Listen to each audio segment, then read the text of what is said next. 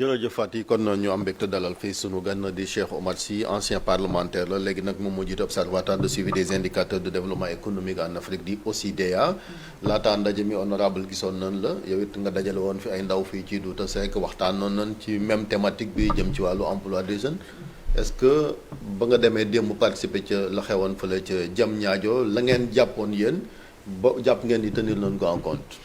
jërëjëf Chérif maa ngi leen di nuyuwaat foog naa ne Pape Djibi def na une excellente analyse de la situation mais la xew démb ñun defuñu forum pour l'emploi ñun dañu defoon benn feuille de route dañu ne woon xale yi ba ñu ñëwee ci atelier dañu def benn feuille de route sur 4 axes éducation emploi équité sociale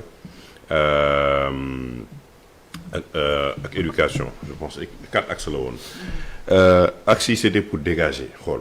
parce que man gëmuma ne forum de l'emploi yi ñuy def nii rek à tour de rôle dina créer emploi mais da ngay xool yoon bi ngay jëm ak lan la ñu soxla bu ñu waxee institution gune yi lan fan lañ leen war a teg bu ñu waxee emploi fan lañ leen war a teg bu ñu waxee te équité sociale fan lañ leen war a teg bu ñu waxee accès au foncier ñoom nooy wax nañ ko démb mais balaa ngay accéder au foncier il faut nga am xaalis donc ñun suñu feuille de route bi moo doon préparer gune yi balaa ñuy dem ñu xam fan la tali bi ñuy jaar parce que li Pape Djibi wax démb gis nañu 14 régions yi wax nañu presque la même chose parce que bu ñu yemoon sax ci le président du conseil national de la jeunesse tënk na wax yëpp moi je trouve qu'il a fait un excellent discours un excellent discours avec un diagnostic profond sans complaisance et ça suffisait vraiment de rassembler li nga xam ne tey les 14 régions wax nañ ko parce que am na ñoo xam ne génn nañu complètement ci débat ci cadre bi donc on a vu même des jeunes qui remerciaient des ministres qui remerciaient donc ça dafa mujjee dénaturer li nga xam ne tey mooy conseil présidentiel. Il disait au président que tout est rose chez eux. Que tout est rose Fatick bon Kaffrine quand même Kaffrine bon xam nga yooyu tamit day tax yeneen jeunes yi di frustré parce que ka toog Kaffrine gis kii di nee ne tout est rose te yow mënoo am 1000 francs so xam nga bu ñu bisee Kaffrine di ngeen xeex parce que dafay mel ni yow waxoo président lan moo am foofu te ki nga wax il travaille dans un ministère moom voilà moom gong na ci parteem moom laa la wax donc c'est difficile mais am na loo xam ne laa njëkk a constaté et ça je me suis posé la question comment un conseil présidentiel sur la jeunesse le ministre de la jeunesse ne prend pas la parole et n'est pas sur le présidium. Et n'est pas sur le présidium. Ça, quand même, c'est anormal. C'est pas bon du point de vue de l'ordre protocolaire. Et que même que le Conseil national de la jeunesse parle avant même le ministère, c'est pas bon. Dans un État, il faut respecter l'ordre protocolaire. Parce que démb jigéen moo nekk ministère ba donc non seulement dañu wàññi ministère bi mais dañu wàññi dayoo jigéen parce que dañ ko xeebal boppam. Et moi, je tiens vraiment à dénoncer ça. C'est pas bien du tout.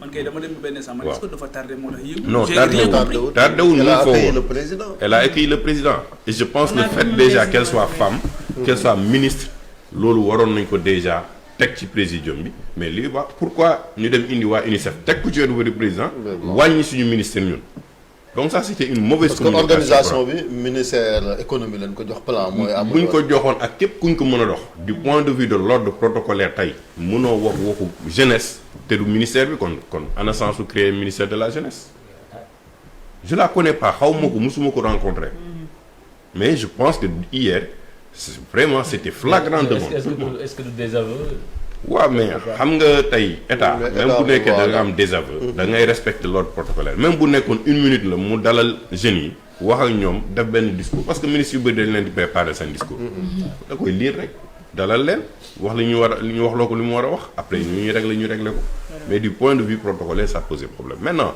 dans le fond aujourd'hui la ñu def démb Pape wax na ko c'est de la redevabilité c'est bien mais on a senti aussi que le président a voulu s'exprimer moom ci boppam ci ay naqaram yu mu yoroon war a ko wax ci jeunesse bi donc loolu tamit bokkoon na ci li nga xam ne on l'a dénoté c'est une outil de redevabilité la woon ku nekk wax li nga xam ne xalaat nga ko à la jeunesse mais dans le fond diagnostic bi ñu doon def démb avec les gouverneurs Pape wax na ko ci 2013 def nañ ko mais dañuy fàtte les conseillers des ministres décentralisés ça servait à quoi on a dépensé des milliards ici pour des conseils ministres et les jeunes ont été au cœur et aux jeunes ça veut dire que conseil des ministres décentralisés yooyu ñu defoon ci dans les régions jeunes yi bokkuñu ci woon non je me pose la question li ñu soulever des mots bokku ci woon.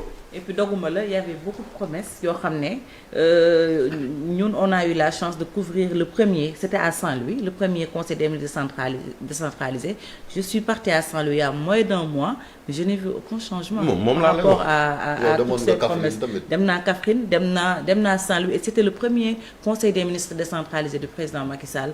Mais li mu waxoon Saint-Louis, je suis désolée, mais boo defee constat bi Ndar il y a un mois ak Ndar il y a quelques années, changement yi ñu doon xaar askan bi c'est la décision. Moom laa lay wax, c'est-à-dire que on est en train de déplacer le problème selon les situations d'urgence li mu doon wax sànq.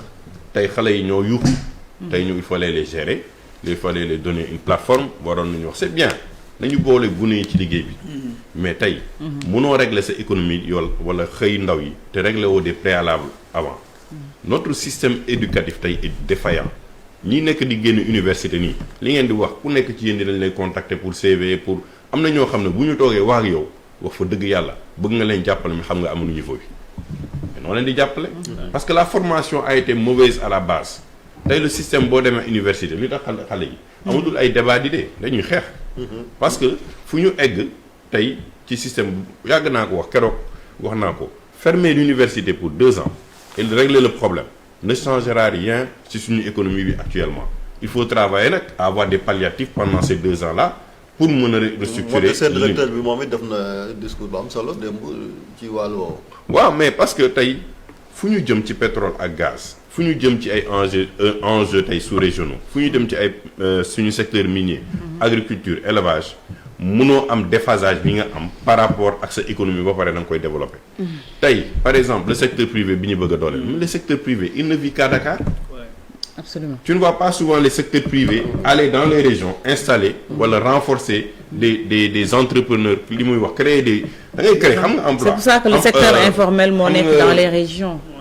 xam nga économie. à chaque fois da ngay créer un champion.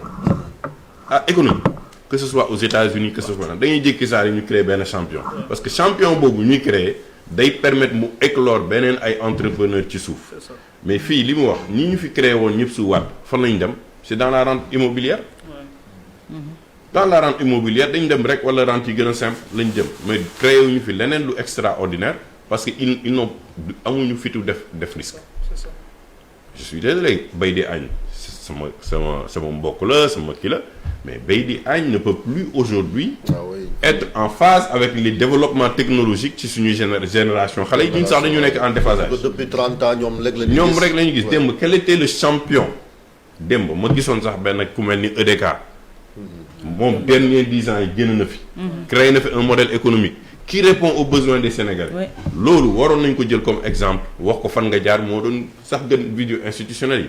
on ne dit pas que l'État n'a pas fait. sérieusement ku nee ne Macky deful waxoo dëkk man dama koy wax ne gis naa constaté na. am na yu mu def Prodac yi Pader yeeg yooyu yëpp am na ko. mais dafa jaxasoo. mais est-ce que du solution bu facile bi mooy nga dem woo multinationales yi ñu ñëw samp ci biir. non dama ne xam nga démb waxuma multinationales yi dama ne il y a des champions tey comme EDK. yu def dara. on a des nationaux ah Babacar moom def nañu dara Serigne Mboup ils étaient là-bas mais ñooñu waroon nañu mën a taxaw ils ont pas parlé. alors que ki wax seen dund ñoom am na ñu ma ne ki wax seen dund mooy Baydi Agne moom sax kii wu leen maanaam amul concertation seen biir. mais ñoom interrogé naa leen bi ñu génnee am na ñu ma ci interrogé naa Baba Tandian interrogé naa Serigne Mboup mais tu as l'impression que li ñuy wax au fond mooy ils ne sont pas écoutés. comme il l'aurait souhaité c'est ça aussi la vérité.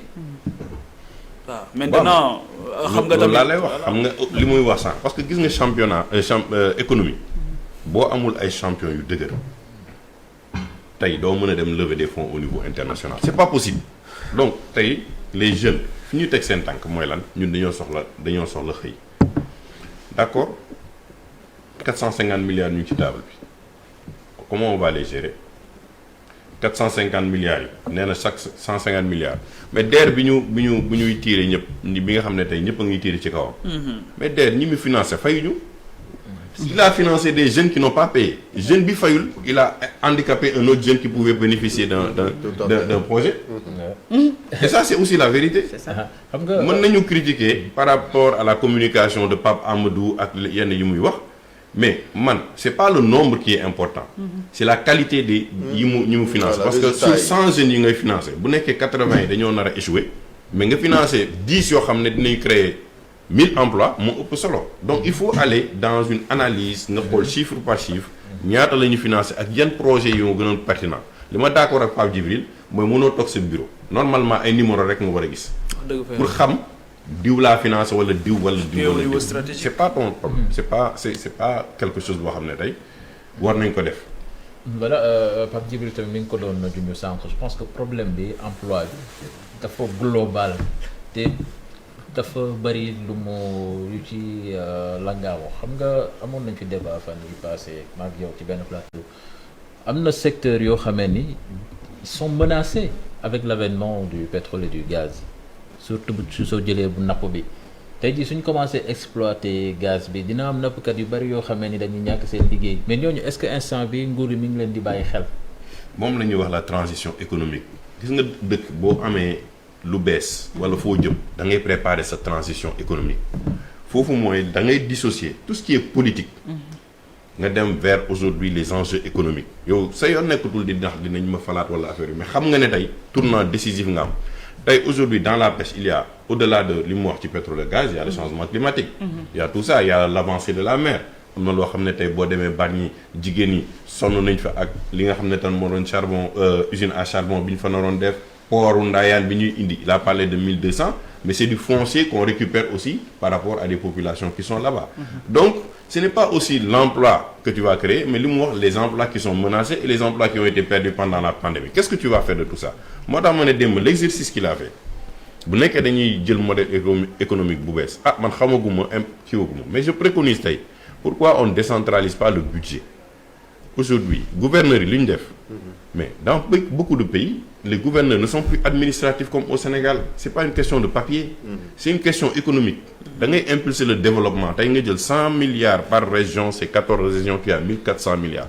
c'est même pas la moitié du budget du Sénégal mais nga délocaliser les corps de l'État IGE ak ñëpp nga def la ñoom ñu wàcc dans les régions ñuy contrôler mais les régions travailleront sur ordre de priorité par rapport ak le développement local mais les députés sax foofu lay amee solo dootu ñu nekk des députés au niveau de l'Assemblée nationale mais au niveau régional ils vont tous travailler autour d'une cohésion de développement local mais bu boobaa ki nga xam ne day wut marché dootul ñëw di toog Dakar fii ci ministère de l'économie des finances di ko wut day dem fële ci biir région yi di wuti ay marché di ko gagner c'est à ce moment-là que tu crées de la plus-value en termes de taxes et de fiscalité locale mais bu nekkee lépp dañ ko concentrer Dakar mais région yi on a beau dire mais tu peux pas créer de l'emploi parce que ñoo waroon nekk ay champion ñoo nañu Dakar ñoo waroon dëkki foofu ñoo nañu Dakar xale yi waroon xëy foofu amuñu xëy ñu ngi ñëw Dakar wala dem jël nañu gaal yi dem seen yoon donc tu crées vraiment un dysfonctionnement de ton économie boo xam ne 552 kilomètres ñooy gérer l'essentiel de ton économie au détriment de la région. moo tax il faut commencer par organiser ces genres de rencontres à Kaolack, à Ziguinchor, à Saint-Louis. Pourquoi tout le monde doit venir à Dakar systématiquement? Mais mës nga dégg forum de l'emploi bi nga xam ne par exemple MEDES mu ngi koy organiser ñu organiser ko à Saint-Louis. Toujours à Dakar. Toujours à Dakar. CNP. Toutes les rencontres se font à Dakar. Mais oui. FNES. Toutes les rencontres se font à Dakar. mais ñoom itamit en tant que chambre pour ñu mën a yeeg ñeneen ñi ci li ñuy def demal Kédougou demal Saint-Louis demal Matam comme ni ñu koy defee ak élevage voilà mais aujourd'hui on saura au moins qu'il y a parce que par exemple on prend la France amul ay organisation yu bëri benn rek la am MEDEF moom mooy gérer yooyu yëpp mais aujourd'hui on a ñoom ci seen bopp nos champions là déggoowuñu parce que il fallait que ñoom ñu am stratégie sur l'économie pour téye ko moo tax les Turcs viennent moo tax les Chinois viennent moo tax ñeneen ñi di ñëw di jël marché yi parce que ñoom bu ñu déggoon seen biir mais mën nañu téye lenn lu essentiel ci suñu économie te pas wax ko mooy les finances mais tey yow mënoo financer sa économie alors que yow 95% des banques tu ne les détiens pas y a que BND ak CNCA et encore et les assurances France moo ko yor Maroc mais c'est une manne financière qui t'échappe bu ñu ci dollee l'économie digitale tey Orange yoroo ko Free yoroo ko Et c'est une économie bancaire aujourd'hui qui fonctionne avec énormément d'argent transfert d'argent yi am. léegi comment réussir suma objectif bi ñu wax 443 000 emplois la ne par exemple seen programme d'urgence bi ñu tuddee xëyum ndaw ñi am na slogan bu bees sax mooy nabar dañuy fàttali fast track lañ traduire en wolof rek. nabar xam nga man c'est-à-dire que en 12 ans on a entendu beaucoup de slogans. te jóge nañ ci PSE bi dem ci fast track dem nañu ci am temps mi amoon na beneen bu ñu on accélère la cadence affaire yooyu na baara non c'est pas ça qui est important au travail. important c'est d'aller régler le problème à la base. Quel système et modèle éducatif pour réussir notre économie dans 5 10 ans 20 ans loolu da nga koy projeter. C'est ça. pour man war nañu toll ci modèle boo xam ne à 16 ans war nañ fii am sa bac. dama ci dëkk yu ñu développé yëpp xale yi à 16 ans ils ont jarul ñuy jàng lenn loo xam ne boo tapé sa clavier ordinateur nga xam ko léegi pourquoi xale yi nekk ci suufu lampu tey Cheikh Anta Diop université di jàng loo xam ne mën nañ ko tapé gis ko. mais c'est tellement vrai Fatou Ndiaye am na ay doomam yoo xamee ni am nañ dañu xam moom ba muy am 15 ans xam non bañ la koy jàngal yow ak époque ba nga koy jàngee ordinateur amul woon léegi yàlla may la ne ordinateur mu ngi sa kanam pourquoi tu obliges aux étudiants de réciter les fascicules de 1960. gis naa benn waaye léegi nee na ñu ngi wax économie du nee na da ngay gis kuy wax économie du numérique te nee na foo ko seen bloc-notes la yor ak bic. moom voilà. yow digitaliser ko bëgg a digitaliser dara. donc loolu ngay njëkk a régler tu règles d'abord ton système éducatif parce que la formation professionnelle. li muy wax nii c'est tellement important en fait parce que man je commence à me rappeler même yow sax lycée sa cours yi li ngay jàng am na ci yoo xam ne mosul a servir dara dama gis kenn mu ne muy tooñ quoi mu ne dafa tase ak benn prof SVT mu koy laaj. ne ko fan nga mujjee mu ne ko damay jaay les roches de Macma xaw ma. c'est bien pour dire que on est tellement bourré. des littéraires nga jël ko di ko jàngal koo xam ne série L la def di ko jàngal loo xam ne du ko sax comprendre en fait. parce que bëgguñu réformer mais ñi nekk sax dans le système économique ñoom ragal bëgguñu sax changer seen modèle d'éducation. te tant que changer ñu modèle d'éducation bi mais tey dem nañu ba université ñi nekk étudiants ñoo ëpp doole sax professeurs yi parce que professeurs yi ragal lañ moom mooy indi chaque fois le choc mais tant que tu règles pas ce problème là. je défie quiconque nga mën a régler sa problème économique. parce que tey si tu n'as pas assez de ressources pour amener les jeunes vers la formation professionnelle cette histoire de bourse pour tous va nous amener droit au mur. c'est musiba la mais da ngay dégg ay étudiants yu lay làkkal français tu te poses des questions est-ce que ñu université non ba pare dañu am problème pour man démb booy seet rencontre bi da ngay gis ñi ñëw wax français bu doy waar. li nga bëgg a wax sax mënoo ko génne ndax ñoo ngi lay liirloo cantonné la ci benn feuille bu ñu la jox pour nga lire ñii ñëw ne dañuy làkk nangam alors que ce serait bien kenn ku ci nekk la nga xam la nga mën soo ñëwee nga wax ko wax ni nga ko sentiré soo ko waxee ci làkk ñu waxante nit ñi dégg li ñuy wax mu leer nañ mais kon dinañ régler problème yi mais gis nga ba ci sunu réunion yi boo xoolee tey jii gis nga waxtaan bi ñuy def ni di ko def ci wolof gis nga buñ ko bëggoon def ci français gis nga baat yi ñuy gis yi ñu mën a am nii ci suñu ressenti. doo ko mën a pour nga fekk ko ci làkk boobu. mooy li Jean di wax on n'est jamais bien assis sur la dent d'autrui. honorable li fi ñu terminé mooy justement président ci ba mu jeexal nag ñëwaat na ci li xewoon ci weeru mars bi mooy émeutes yi ba dànkaafu gars yi ne dootu fi amati. waaw mais bon je pense que loolu li ma la wax dafa amoon lu mu dencoon lu mu bëggoon génne. te c'était pas en moi pour à mon avis jaruloon muy egg foofu parce que c'est des événements yoo xam ne bàyyi nañ ko ci ginnaaw. dañuy wax te compris. waaw on s'est compris comme comprendre na. que nee na ne dégg na loolu on va passer à autre chose autre chose yu mooy. élection locale yi ñu ngi ñëw naka la ñuy régler élection locale yi ba jàmm am ci réew mi élection législative waa ngi ñëw 2022. les urgences par rapport ak ndaw yi xëyu ndaw yi. nañu xool pertinence su projet yi naka lañ koy tegee ñu mën a liggéey. troisièmement mooy fu mu ne nii lépp lu jëm man damay insister loolu. parce que on est à 2 ans de l'exploitation du pétrole et du gaz. non troisième mandat bi foog naa ne moom heure bii moom xam naa war na ko bàyyi ci ginnaaw. mais il faut que pour man analyse bi tamit il faut que ñu boole ci ne xam nga ñun malheureusement. bu ñu jub ci élection année boobu yëpp année électorale lay nekk. mais loolu. c'est-à-dire que loolu ça va nous coûter très cher. loolu tamit fi mu ne nii da nga ko ciy dindi daanaka du bokk ci ndax boobu liggéey dootul am. non moom mais ñu ngi liggéey moom moo tax ñu génne 450 milliards yi pour élection yi la. Très bien. ah mais kon musiba am na. non loolu mooy. kon day problème yaa ngay démarré nag. à 6 mois des élections. ah Diaw. à 1 mois des élections. gars yi jubóowul sax ci datu élection yi. ba léegi xam nga lu tax jubóowul foofu laay daaneel ci datu élection yi. xam nga datu élection yi. bu ñu ko defee en décembre. li tax opposition bëgg ñu def ko en décembre. parce que bu ñu ko defee en décembre les élections législatives se tiendront en 2022. c'est une question d'année. mais bu ñu ko defee en janvier. président mën na xëy na la comme def nañu élection 6 mois après mënuñu def encore élection législative nañ dàq élection législative moo tax. gars yi di reyante pour élection locale yi am en décembre. di mën a am législative am bëgguñu président décaler le calendrier. Merci beaucoup électoral. merci beaucoup Cheikh Oumar Sy ñu dem seetaani Allo Présidence ñëw yëkkati jataay.